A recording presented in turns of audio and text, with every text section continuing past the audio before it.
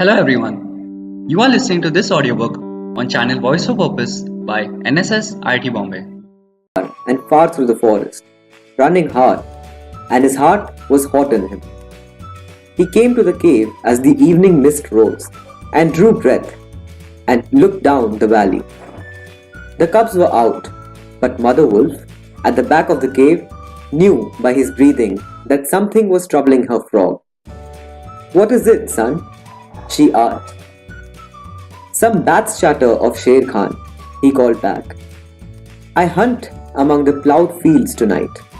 And he plunged downward through the bushes to the stream at the bottom of the valley.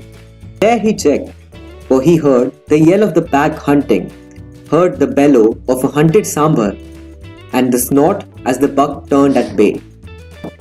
Then there were wicked, bitter howls from the young wolves. "Akela, Akela, let the lone wolf show his strength. Room for the leader of the pack. Spring, Akela." The lone wolf must have sprung and missed his hold, for Mowgli heard the snap of his teeth and then a yelp as the sambar knocked him over with his forefoot. He did not wait for anything more, but dashed on, and the yells grew fainter behind him as he ran into crop lands where the villagers lived. "Bagheera spoke the truth," he panted, as he nestled down in some cattle fodder by the window of a hut. "Tomorrow is one day, both for Akela and for me." Then he pressed his face close to the window and watched the fire on the hearth. He saw the husbandman's wife get up and feed it in the night with the black lumps. And when the morning came and the mists were all white and cold, he saw the man's child pick up a wicker pot plastered inside with earth, fill it with lumps of red-hot charcoal, put it under his blanket, and go out to tend the cows in the byre. "Is that all?" said Mowgli. "If a cub can do it, there is nothing to fear." So he strode round the corner and met the boy, took the pot from his hand, and disappeared into the mist, while the boy howled with fear. "They are very like me," said Mowgli, blowing into the pot as he had seen the woman do it. "This thing will die if I do not give it things to eat." And he dropped twigs and dried bark on the red stuff. Halfway up the hill, he met Bagheera with the morning dew shining like moonstones on his coat. "Akela has missed," said the panther. "They would have killed him last night, but they needed thee also. They were looking for thee on the hill. I was among the ploughed lands. I am ready. See." Mowgli held up the fire pot. "Good.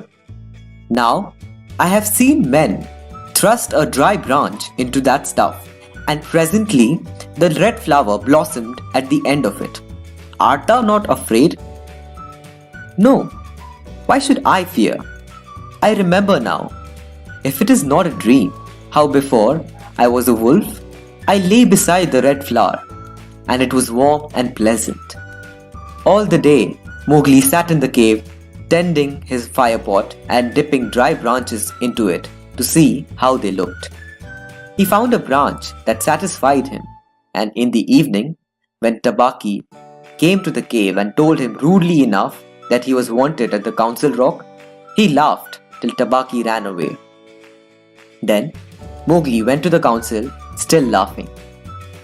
Akela, the lone wolf, lay by the side of his rock as a sign that the leadership of the pack was open, and Sher Khan, with his following of scrap-fed wolves, walked to and fro openly, being flattered. Bagheera lay close to Mowgli, and the fire pot was between Mowgli's knees. When they were all gathered together, Sher Khan began to speak, a thing he would never have dared to do when Akela was in his prime. "He has no right," whispered Bagheera. "Say so, he is a dog's son. He will be frightened." Mowgli sprang to his feet. "Free people!" he cried. "Does Sher Khan lead the pack?" What has a tiger to do with our leadership? Seeing that the leadership is yet open and being asked to speak, Sher Khan began. By whom? Said Mowgli. Are we all jackals to fawn on this cattle butcher? The leadership of the pack is with the pack alone. There were yells of, Silence, thou man's cub! Let him speak. He has kept our law. And at last the seniors of the pack thundered, Let the dead wolf speak.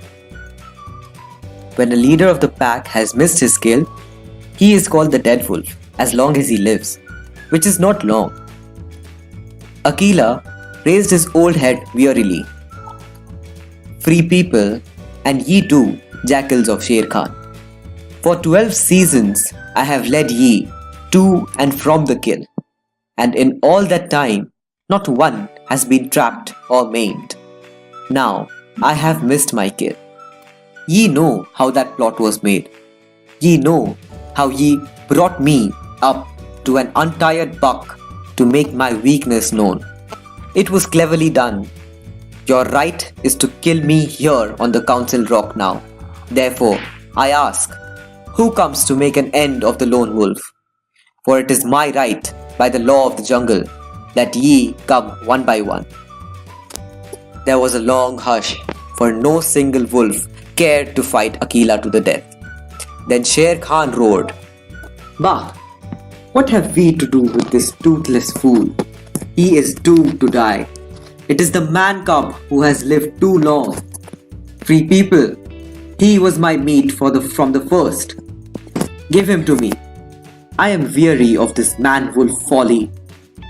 He has troubled the jungle for 10 seasons. Give me the man cub, or I will hunt here always and not give you one bone. He is a man's child, and from the marrow of my bones, I hate him. Then more than half the pack yelled, A man! What has a man to do with us? Let him go to his own place and turn all the people of the village against us? Clamored Sher Khan. No, give him to me. He is a man, and none of us can look him between the eyes. Akela lifted his head again and said, He has eaten our food. He has slept with us. He has driven game for us. He has broken no word of the law of the jungle. Also, I paid for him with a bull when he was accepted. The worth of a bull is little, but Bagheera's honor is something that he will perhaps fight for, said Bagheera in his gentlest voice. A bull paid 10 years ago, the pack snarled.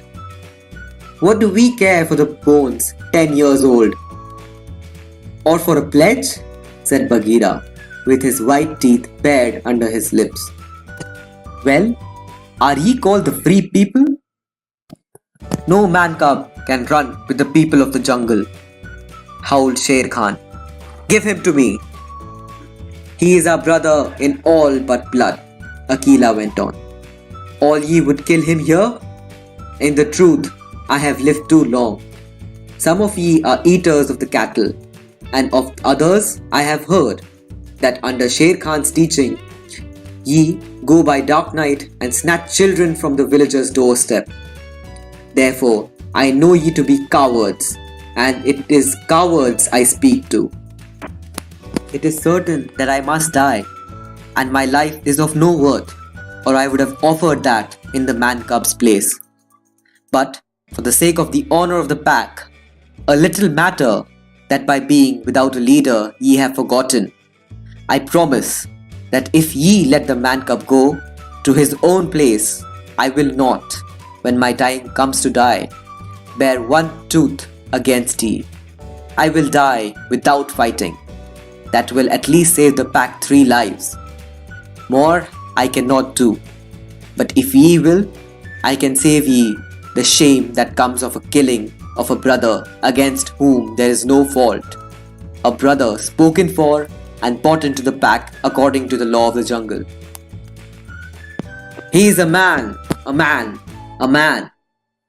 snarled the pack, and most of the wolves began to gather round Sher Khan whose tail was beginning to switch. "Now, the business is in thy hands," said Bagheera to Mowgli. "We can do no more except fight." Mowgli stood upright, the fire pot in his hand. Then he stretched out his arm and yawned in the face of the council. But he was furious with rage and sorrow, for, wolf-like, the wolves have never told him how they hated him. "Listen, you," he cried. "There is no need for this dog's jabber. Ye have told me so often tonight that I am a man, and indeed I would have been a wolf with you to my life's end, that I feel your words are true.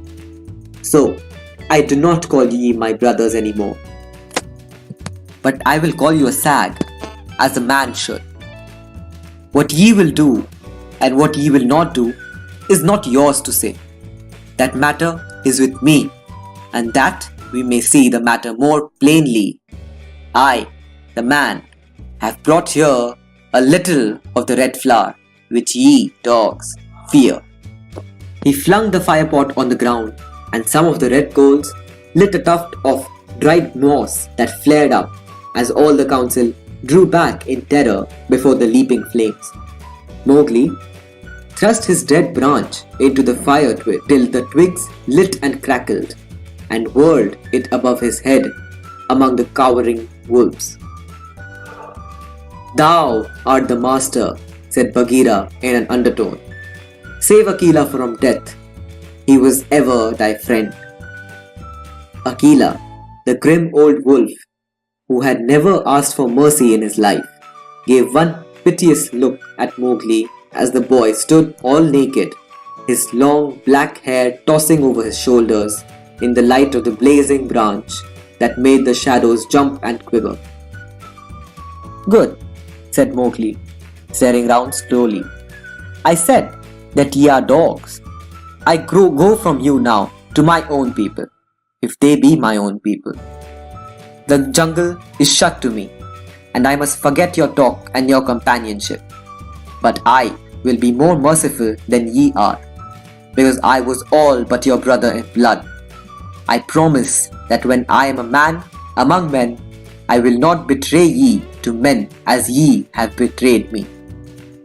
He kicked the fire with his foot, and the sparks flew up. "There shall be no war between any of us in the pack. But here is a debt to pay for before I go."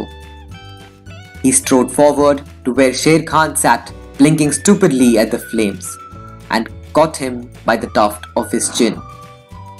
Bagheera followed in case of accident. "Up, dog!" Mowgli cried. "Up when a man speaks, or I will set that coat ablaze." Sher Khan's ears lay flat back on his head, and he shut his eyes, for the blazing branch was very near. "This cattle killer said he would kill me in the council because he had not killed me when I was a cub. Thus and thus. Then, do we beat dogs when we are men? Stir a whisker, Lugdi, and I ram the red flower down thy gullet." He beat Sher Khan over the head with the branch, and the tiger whimpered and whined in an agony of fear. "Pah, singed cat, go now. But remember, when next time I come to the council rock as a man should come, it will be with Sher Khan's hide on my head. For the rest, Akela goes free to live as he pleases. Ye will not kill him, because that is not my will. Nor do I think that ye will sit here any longer, lolling out your tongues as though ye were some buddies, instead of dogs whom I drive out. Thus, go."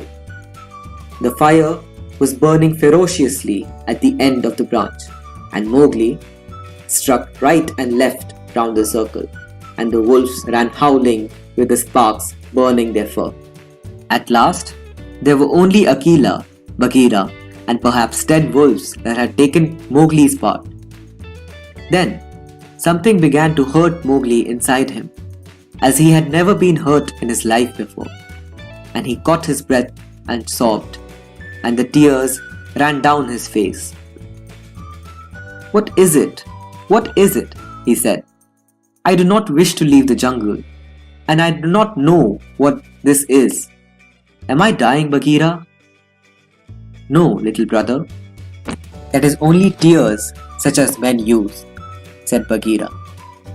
"Now I know thou art a man, and a man's cub no longer. The jungle is shut indeed to thee henceforward. Let them fall, Mowgli. They are only tears." So Mowgli sat and cried as though his heart would break, and he had never cried in all his life before. "Now," he said, "I will go to men, but first I must say farewell to my mother." And he went to the cave where she lived with Father Wolf, and he cried on her coat while the four cubs howled miserably. "Ye will not forget me?" said Mowgli. "Never while we can follow a trail," said the cubs. "Come to the foot of the hill when thou art a man, and we will talk to thee, and we will come into the croplands to play with thee by night." "Come soon," said Father Wolf. "O wise little frog, come again soon, for we be old, thy mother and I." "Come soon," said Mother Wolf, "little naked son of mine. For listen, child of man, I love thee more than ever I loved my cubs." "I will surely come," said Mowgli, "and when I come, it will be to lay out Sher Khan's hide upon the council rock. Do not forget me. Tell them in the jungle never to forget me." The dawn was beginning to break when Mowgli went down the hillside alone to meet those mysterious things that are called men. So hope you guys had fun. Please like, share and subscribe to this channel for more interesting audiobooks. So hope you guys had fun. Please like, share and subscribe to this channel for more interesting audiobooks.